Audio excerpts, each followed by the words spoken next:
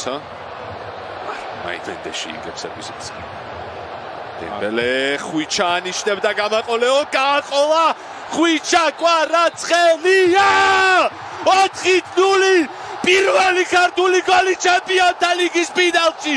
ხვიჩა კვარაცხელია და მეოთხე PSG-ს 0 ინტერს. ეს პარიზელთა მარცხენა ფლანგიდან ავარდნილი ალია ეს ხვიჩა კვარაცხელია.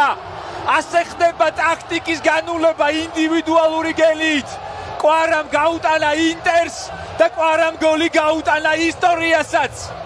დღეს მიუნხენში უმაღლესი ფეხბურთი ქართულადაც ამეთყველდა. ხვიჩა კვარაცხელია 4-0.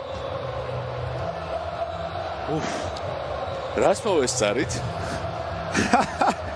პირველი ქართული გოლი მადლობა უსმან დემბელესაც. მისი დიდი წვლილი არის ამ გოლში. თამაშგარი იყო თუ არა ახლა ეს იქნება გასარკვევი და აი ხო